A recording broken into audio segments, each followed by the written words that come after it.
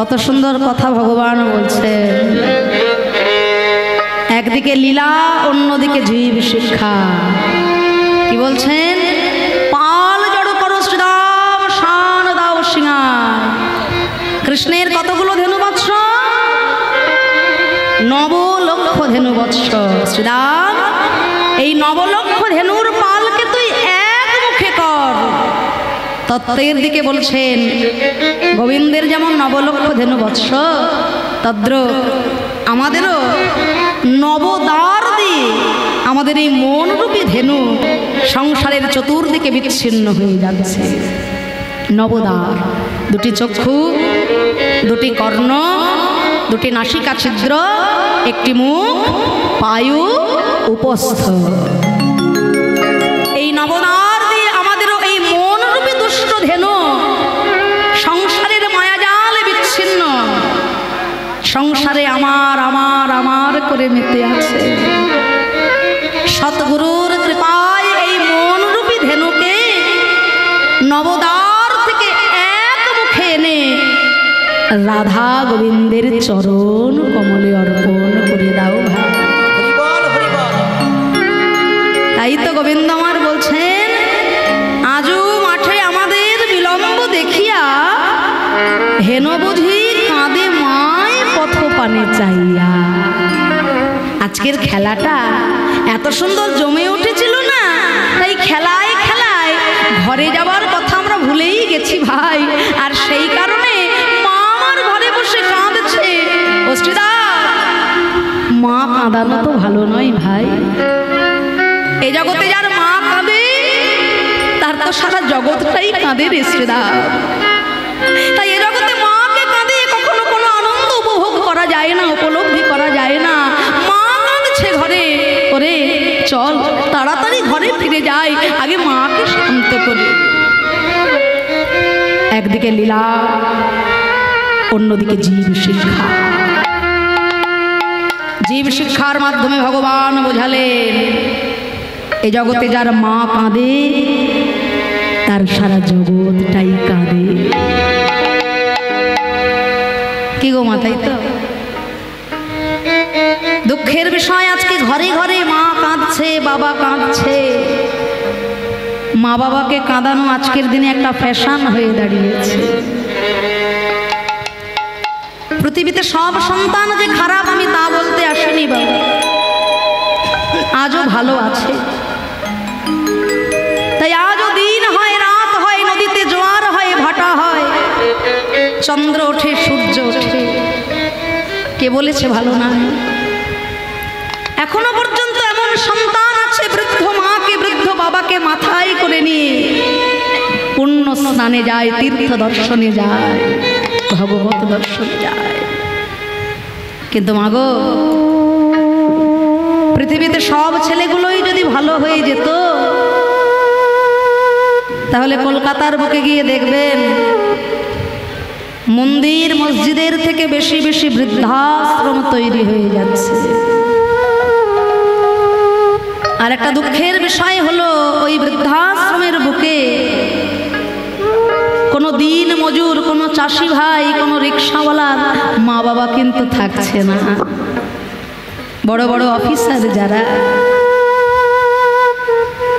যাদের পিতামাতা জীবনের সবটুকু বিসর্জন করে দিয়েছে ওই সন্তানটাকে বড় করার জন্য, ছেলেটাকে বড় করার জন্য। ছেলেটা অনেক বড় হয়েছে বাবা, কিন্তু প্রকৃত মানুষ হতে পারল না, তাই না? পৃথিবীতে কোনো মা সন্তানের কি শত্রু হতে পারে?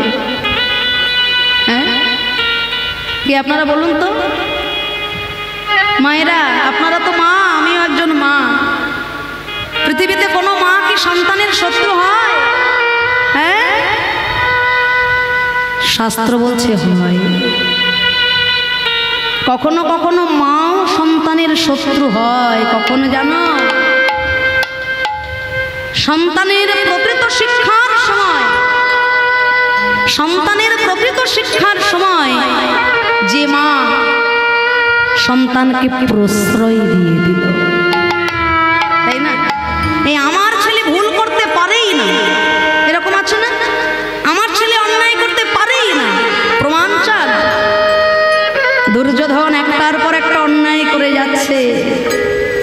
দ্রোণাচার্য, কৃপাচার্য, ভীষ্মদেব, বড় বড় রথী মহারথী বারে বারে ধৃতরাষ্ট্রকে সাবধান করছে, তোমার ছেলে অন্যায় পথে হাঁটছে, ওকে এখন থেকে লাগাম দাও।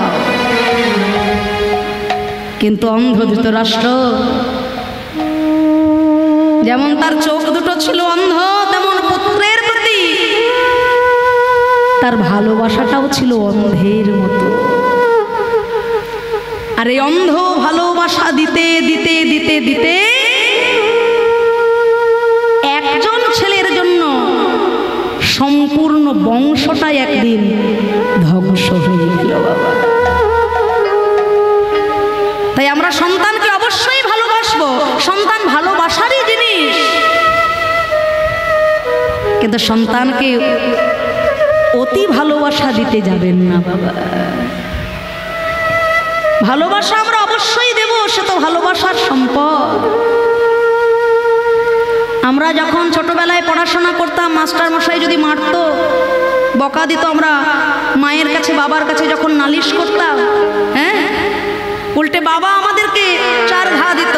হ্যাঁ, অন্যায় করেছ, মাস্টার শাসন করেছে, আবার নালিশ মাস্টারের নামে, সেখানে এসেও আমাদের মারধর খেতে হতো। কিন্তু আজকের দিনে সন্তান যদি স্কুলে গিয়ে মার খায়, দেখবেন বাবা মা 4টে লাঠি নিয়ে ছুটে আসবে সেই শিক্ষককে মারতে। আমার ছেলের গায়ে হাত তোলা, এত স্পর্ধা! শিক্ষকের হাত থেকে ওই লাঠিটা যেদিন থেকে মাটিতে নেমে গেছে বাবা, প্রকৃত সন্তান আর জগতে তৈরি হচ্ছে না। তাই আমরা সন্তানকে অবশ্য ভালোবাসবো, কিন্তু অন্ধ ভালোবাসা যেন কখনো দিতে যাবেন না বাবা। আজকে এই অন্ধ ভালোবাসা দিতে দিতে দেখবেন ঘরে ঘরে মা কাঁদছে, বাবা কাঁদছে, আর এই জগতে যার মা কাঁদে, এই জগতে যার বাবা কাঁদে, তার সারা জগৎটাই কাঁদে বাবা। এটা জগতের নিয়ম। মা কাঁদানো ভালো নয়। পিতামাতা হলো জীবনের প্রথম গুরু। পিতা গুরু প্রথমেতে জনম যাহা হইতে, জনক প্রথম গুরু জানি হোসাক খাওয়াতে, স্বয়ং ভগবান বলেছিলেন ভক্ত সুদামাকে। বেঁচে থাকতে ভালোবাসো বাবা, মরে যাওয়ার পর সারা পাড়ার লোককে গলদা চিংড়ি খাইয়ে আর কি হবে? মা তো পেল না। মরে যাওয়ার পর ছবিতে মালা দিয়ে, মিষ্টি দিয়ে, চোখের জল ফেলে মা ভালোবাসতো, বাবা ভালোবাসতো বলে কাঁদলে আর কোনো লাভ নেই বাবা। পৃথিবীতে সবাই আপনাকে ভালোবাসবে বাবা, অনেক ভালোবাসবে, কিন্তু পিতামাতার মতো নিঃস্বার্থ ভালোবাসা আপনাকে কেউ দেবে না বাবা। বুকের রক্ত দিয়ে তিলে তিলে মা সন্তানকে বড় করে, কোনো স্বার্থে নয়। ছেলে বড় হয়ে আমাকে দুটো ভাত দেবে, সেই আশায় সেই ভরসায় কিন্তু মা ছেলেকে বড় করে না। ছেলে বেঁচে থাক, ছেলে আমার আয়ু নিয়ে বেঁচে থাক, সুখে থাক। তাই এ জগতে যার মা কাঁদে, তার সারা জগৎটাই কাঁদে। আর জীবন্ত ভগবান পিতা মাতাকে যদি খুশি করতে পারো ভাই, কষ্ট করে তোমাকে বৃন্দাবন যেতে হবে না, কষ্ট করে তোমাকে কাশীধাম যেতে হবে না, বৃন্দাবন তোমার নিজের বাড়িটাই তৈরি হয়ে যাবে। হরি বল, হরি হরি বল। তাই আজকে গোবিন্দ আমার বলছে, শ্রীদাম রে পাল জড় করো, শ্রীদাম শান দাও সিংহায়, সঘনে বিষম খায়, নাম করে মায়। কেন জানিস? শোন, আরে আজ মাঠে আমাদের, আজ মাঠে আমাদের বিলম্ব দেখিয়া হেন বুঝে কাঁদে মায়, পথ পথ পানে চাইয়া। বলরাম দাসে কহে শুনি কানাইয়ের বল, সকল রাখাল মাঝে পড়ে উত্তর। কি আনন্দ, কি আনন্দ! সারাদিনের খেলা খেলে এইবার ঘরে ফিরে যেতে হবে। ঘরে যাবার সময় কার না আনন্দ হয় গো? হ্যাঁ, সকালবেলায় ভোরবেলায় ছোট্ট বাচ্চা যখন স্কুলে যায় দেখবেন ঘুম থেকে তুলতে তুলতে মায়েরই 1 ঘন্টা কেটে যায়। ওরে ওঠ রে, স্কুলে যেতে হবে। না আজকে যাব না। ওঠ বাবা, দেরি হয়ে যাচ্ছে। না আজকে শরীরটা ভালো না। খেয়ে নে বাবা। না আজকে খাবো না, আজকে স্কুলে যাব না। ছেলেকে গোছাতে গোছাতেই মায়ের 1টা ঘন্টা কেটে যায়, তবু ছেলে স্কুলে যেতে মন চায় না। মা ঠেলে ঠেলে স্কুলে পাঠালো বটে, কিন্তু সেই ছেলে স্কুলে পড়াশোনা করতে করতে যখন ছুটির ঘন্টাটা পড়লো, ওই ছেলেটাকে কি আর ঠেলে ঠেলে বলতে হয় ওরে ওঠ রে, বাড়ি যাবে, ওঠ রে বলতে হয়? সে তখন আপনা আপনি উঠে নাচতে শুরু করে, ছুটি ছুটি গরম গরম হরি হরি। সে তখন আপনা আপনি উঠে নাচতে শুরু করে। এবার ঘরে যাব, ঘন্টা পড়েছে, আনন্দের সীমা নাই। সে তখন ঘরে যাওয়ার জন্য নেচে ওঠে। তাই সবাই যখন ঘরে ফিরে যায় বাবা, তার মনে আনন্দ হয়। তাই গৌর হরি হরি। তাই ঘরে যাওয়ার কথা শুনলে পরে প্রত্যেকের মনে আনন্দ হয়। এই যে আমরা দিনের পর দিন কীর্তন করে বেড়াই, এখানে সেখানে কত জায়গায়, এই গ্রাম থেকে সেই গ্রাম, কত জায়গায় জায়গায় কীর্তন করে যখন আমরা দিনের শেষে ঘরে ফিরে যাই, আমাদেরও মনে আনন্দ হয়, পরিবারের সবাইকে নিয়ে আনন্দ করব। কিন্তু মাগো, প্রকৃতপক্ষে ঘরে যাওয়ার কথা শুনলে সবারই মনে যন্ত্রণা হয়। দেখবেন যিনি 70 বছরের বৃদ্ধ, তাকেও আপনি যদি বলেন বাবা জীবন তো শেষের দিকে গো, সে বিশ্বাসই করতে চায় না যে এই জগৎটা ছেড়ে আমাকে চলে যেতে হবে।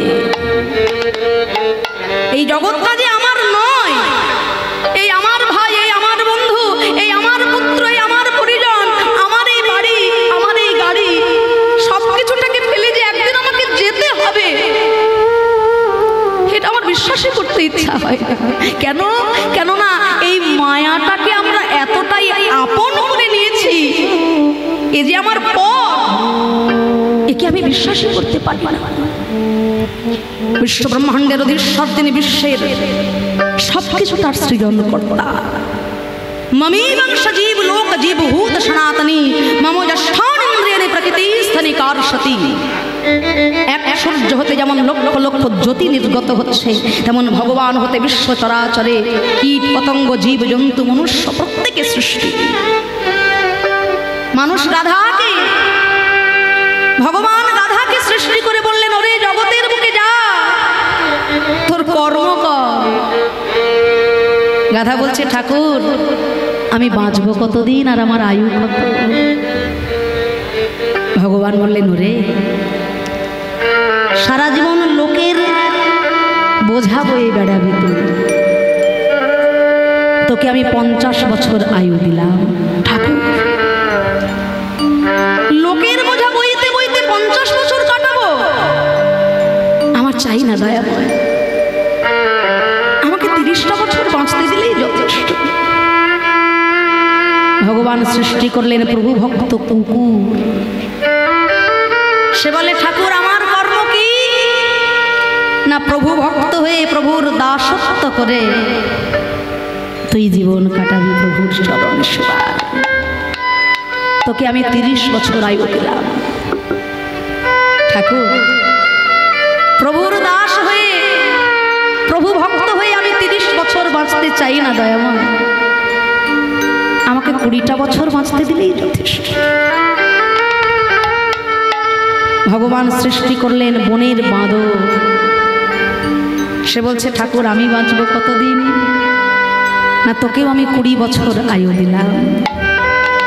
এই ডাল থেকে ওই ডাল, ওই ডাল থেকে সেই ডাল, আর তোর অঙ্গভঙ্গিতে প্রত্যেককে বিনোদন আনন্দ প্রদান করাই হবে তোর কাজ।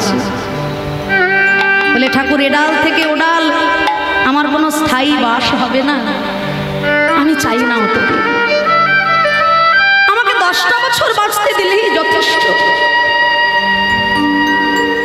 ভগবান সৃষ্টি করলেন সৃষ্টিকর্তার শ্রেষ্ঠ জীব মনুষ্য জাতি। ওরে মানুষ,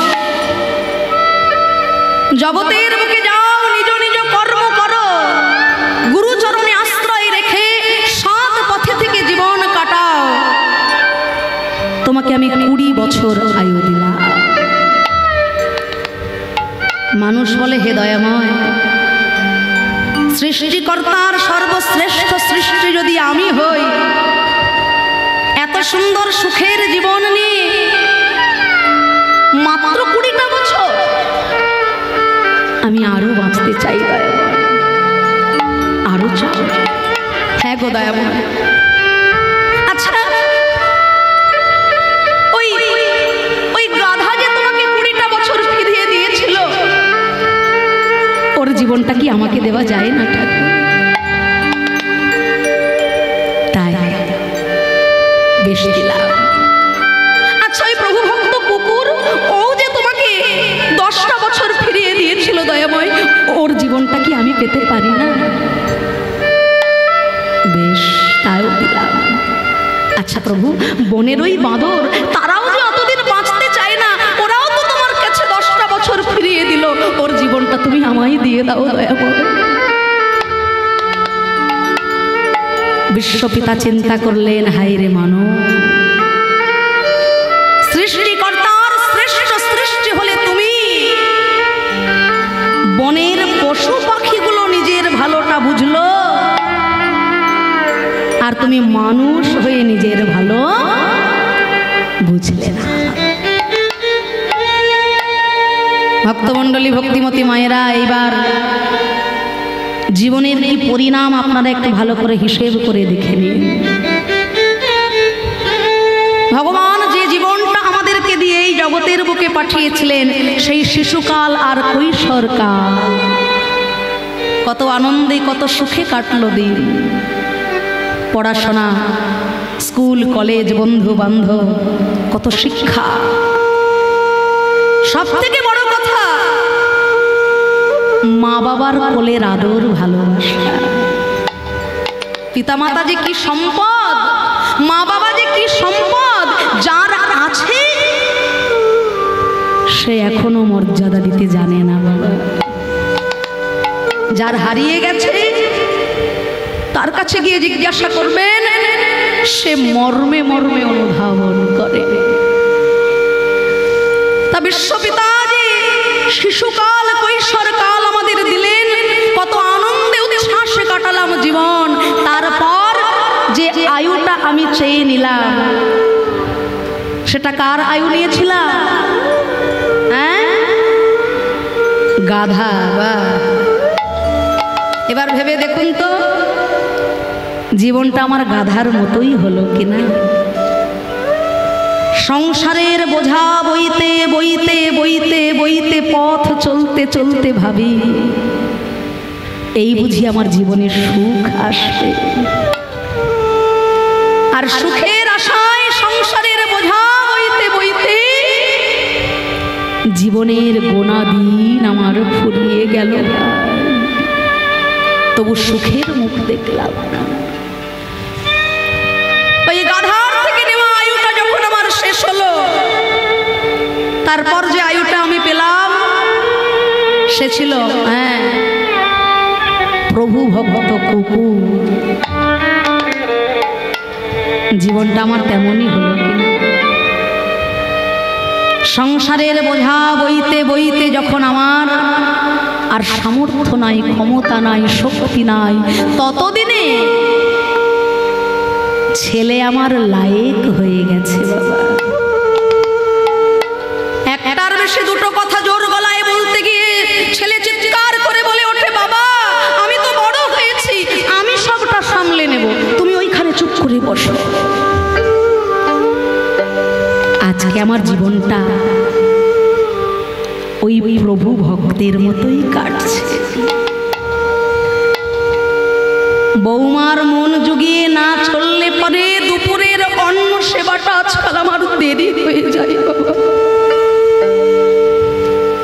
সংসারের প্রত্যেকটি মানুষের মন জুগিয়ে প্রভু ভক্ত হয়ে দিন কাটাতে কাটাতে যে জীবনে আমি পদার্পণ করলাম, সেই জীবনটা ছিল আমার জীবনের শেষ জীবন, যা পেয়েছিলাম বনের ওই বাঁদরের কাছ থেকে। কেমন কথাটা আমার শুনতে একটু খারাপ লাগলেও প্রকৃতপক্ষে জীবনের এই পরিণাম। বড় ছেলের বাড়িতে 2 মাস আমি আছি, কিন্তু বড় ছেলের মুখের সেই হাসিটা আজকে আর দেখা যায় না। আমি কান পেতে শুনলাম জানালার আড়ালে ছোট ভাইকে ডেকে বলছে যে হ্যাঁ রে ভাই, বলি বড় বলে বুড়ো বুড়ির দায়িত্ব কি শুধু আমার ঘাড়েই দিবি? মরলে তো কোমর বেঁধে একবারে ভাগ বাটোয়ারার জন্য সবাই নাম বিপথে, আর এখন দেখভালের বেলায় আমি একা। ছোট বলে দাদা, তুই যেমন 2 মাস রেখেছিস, 2 মাসের একটা দিনও বেশি কিন্তু আমি দেখতে পারবো না। তাহলে দেখুন তো হিসেবটা এবার, বড়র বাড়িতে 2 মাস, মেজর বাড়ি 2 মাস, সেজর বাড়ি 2 মাস, ছোটর বাড়ি 2 মাস, আর আমার অঙ্গভঙ্গিতে নাতি নাতনিদের বিনোদন দিতে দিতে শেষের জীবনটা আমার নিতাই গৌর পরিমল বলে পার হয়ে গেল।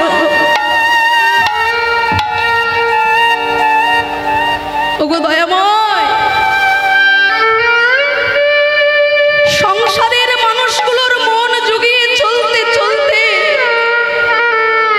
জীবনের গোনা দিন আমার ফুরিয়ে এলো। দয়াময়,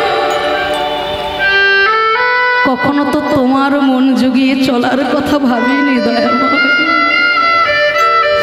আমি ভেবেছি কি করলে আমার ছেলে খুশি হবে, কি করলে আমার মেয়ে খুশি হবে, কি করলে আমার পরিবারের সবাই খুশি হবে। দয়াময়, কিন্তু তোমাকে খুশি করার চিন্তা তো আমি কখনো করিনি। কেন জানো? এই জগৎ আমার, আমার ভাই, আমার বন্ধু, আমার পুত্র, আমার পরিজন, এই জগৎটা ছেড়ে একদিন যে আমায় চলে যেতে হবে, এটা আমি বিশ্বাসই করতে পারিনি। ঠাকুর, বড় ভালোবেসেছি। 5 তলা বিল্ডিংটা কার? মালিক নেমে এসে বলে আমার। সত্যি কি আমার? ও যদি আমারই হতো, তাহলে আমার এত সুন্দর দেহটা থেকে ছোট্ট একটু প্রাণ বায়ু যখন চলে গেল, ওই 5 তলা থেকে হিড় হিড় করে নামিয়ে আমায় তুলসী তলার শুইয়ে দেওয়া হলো। ভাই,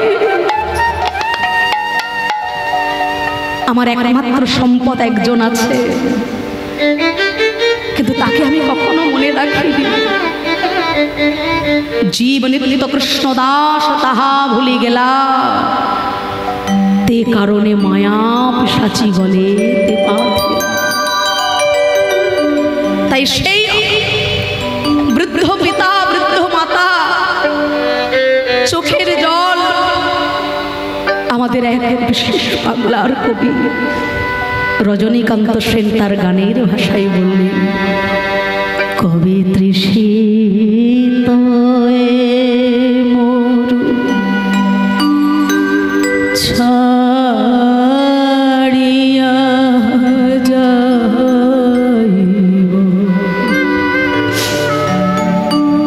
তোমার রসাল নন্দানে কবে তৃষিত ছাড়িয়া যাইব,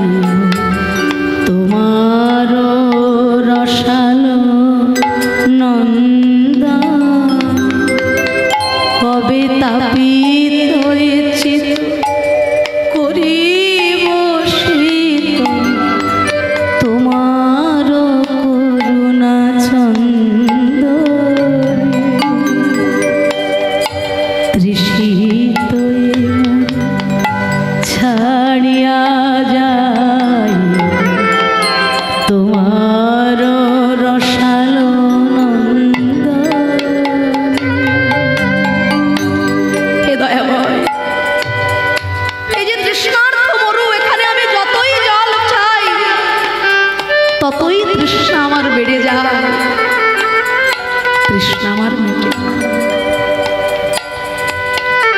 তোমাতে হয়ে যাব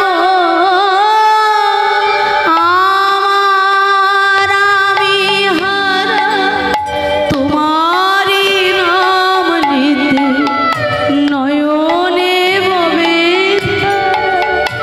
তোমাতে হয়ে যাব আমার আমি হারা, তোমারই নাম নিতে নয়নে বহে ধারা। এ দেহ শিহরিবে ব্যাকুল হবে প্রাণ, বিপুল পুলক স্পন্দনে কবে তৃষিত হয়ে মরু ছাড়িয়া যাইব তোমার রসালো নন্দনে। এই তৃষিত মরু, এই তৃষিত মরু ছেড়ে আমি কবে তোমার ওই আনন্দ ধামে, ওই অমৃত ধামে যাব। কবে ভবের সুখ চরণে দলিয়া যাত্রা করিব শ্রীহরি বলিয়া। ভবে নিতাই গৌর হরি হরি বল। দলিয়া যাত্রা করিব শ্রীহরি বলিয়া।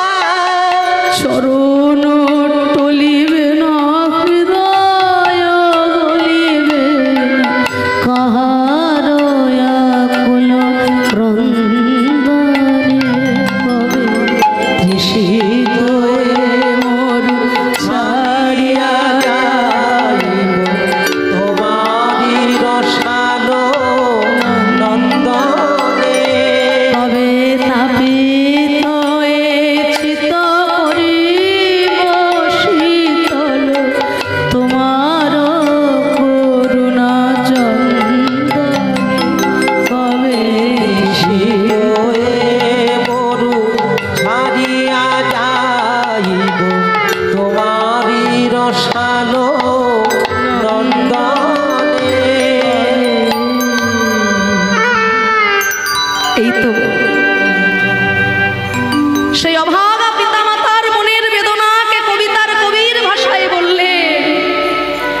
এতদিন যে মানুষগুলোর মন জুগিয়ে চলতে চলতে তাদেরকে খুশি করার চিন্তা করেছি বাবা, পারলাম না। মানুষের জন্য আপনি 100টা কাজ করবেন বাবা, 100টা ভালো কাজ করবেন, কিন্তু একটা কাজ যদি কোনো প্রকারে আপনার ভুল হয়ে যায়, মানুষ আপনার 99টা ভালো কাজকেই ভুলে যাবে। তাই যাদের জন্য জীবনের সব কিছুটা বিলিয়ে দিচ্ছ, একদিন তারাই তোমার দিকে আঙুল তুলে বলবে আমার জন্য তুমি করেছোটা কি। হ্যাঁ, ওইটুকু না করলেও আমি বড় হতে পারতাম। কিন্তু যাদের জন্য সবটুকুটা বিলিয়ে দিয়েও মন পাওনি, আমার ভগবানের জন্য 1 পা বাড়িয়ে দেখো, তিনি নিজ গুণে কৃপা করে 2 পা বাড়িয়ে এগিয়ে আসবেন তোমার দিকে। তুমি যদি তার দিকে 1 পা বাড়িয়ে যাও, তিনি 2 পা কৃপার ডালি বাড়িয়ে আসবেন তোমার দিকে। আমরা শুনেছি যখন ওই ভরা সভার মধ্যে দ্রৌপদীর বস্ত্র হরণ হচ্ছে, দ্রৌপদী 2টি বাহু তুলে ডাকছে, হে মধুসূদন, এই বিপদকালে তুমি ছাড়া আমার দ্বিতীয় কোনো বান্ধব না।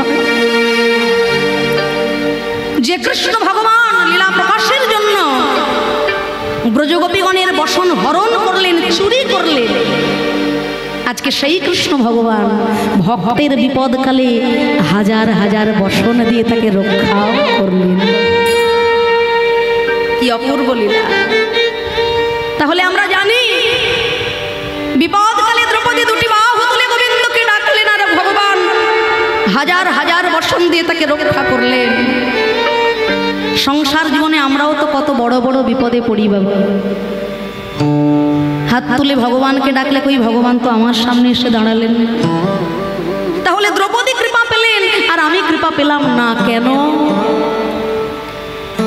কৃপা কথার অর্থ কিছু করে তারপর পাওয়া।